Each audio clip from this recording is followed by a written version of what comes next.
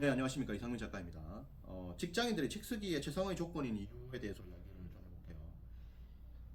사실 이 책 쓰기는 제가 볼 때는 직장인들이 쓰기가 사실은 제일 좋아요. 제일 좋습니다. 어, 교수님들도 좀 좋긴 한데요. 환경적으로 봤을 때는 직장인들이 괜찮은 편이죠.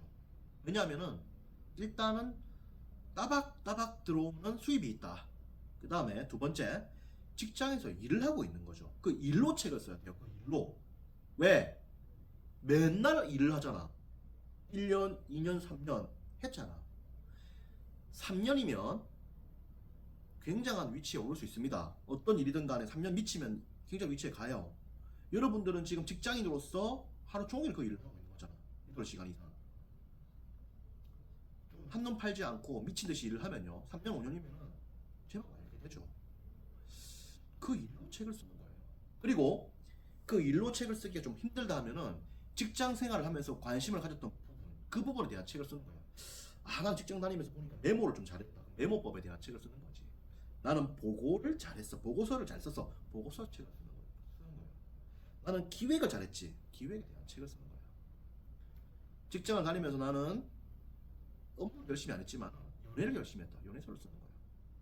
직장을 다니면서 나는 이러이러한 부분에 관심이 있었다. 그걸 쓰는 거예요. 그걸 쓰는 거야. 굉장히 가벼운 마음으로 쓰는 거예요.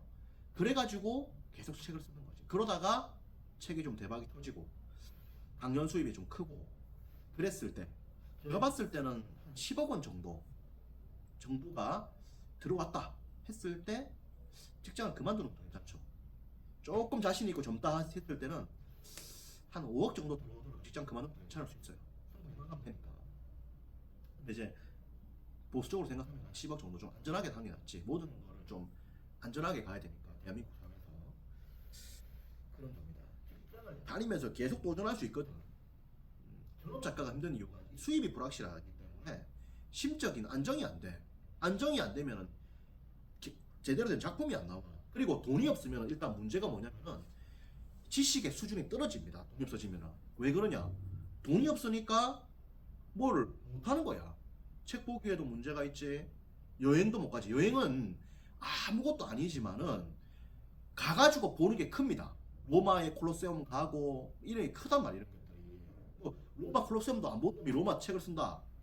물론 그렇게 쓸 수 있어요.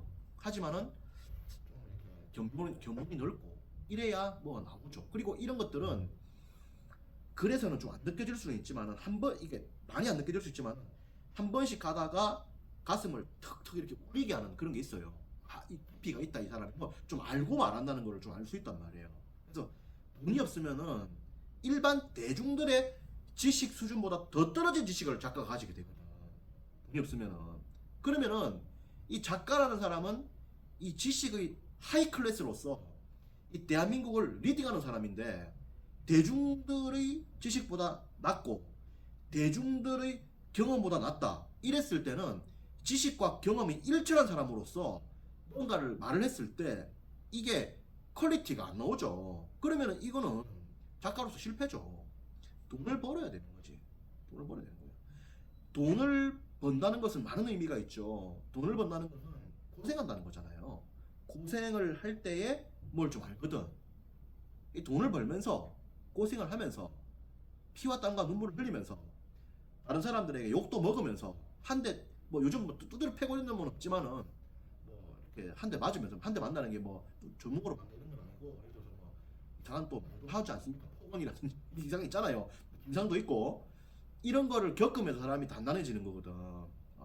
뭐 이렇게 당한단 말이야. 당하면서 이 새끼들 짱돌로 다 죽여야겠다 이런 생각이 든단 말이야. 들고 그러면서 이 멘탈이 좀 단단해지는 거단 말이야. 그걸 맞지도 않고 강해질 수 있겠어요? 그래서 그러면서 이제 경험을 하고 식견도 넓고 이러면서 이제 물건이 나온단 말이에요. 그리고 계속 터치를 하는 거야. 음. 계속 주무르는 거야. 그러면 되는 거죠. 인생은 확률전이기 때문에 많은 도전을 하면 결국 됩니다. 그렇게 가는 거죠. 그래서 직장인들은 자유롭게 이것저것 터치해 보는 거야. 그리고 어떤 파트에 하나에 꽂히면 그걸로 맞춰도 괜찮아요. 지금 한국의 흐름으로 봤을 때는 하나의 주제로만 책을 쓰는 것이 사실 좋긴 합니다. 왜냐면은 이 책을 쓰고 나서의 강의라든지 컨설팅이라든지 이직이라든지 창업을 생각했을 때 하나의 전문가가 돼가지고 나가는 것이 한국의 지금 보편적 흐름이단 말이에요. 하기 때문에 하나의 주제에 꽂히면 그렇게 하는 게 좋아요.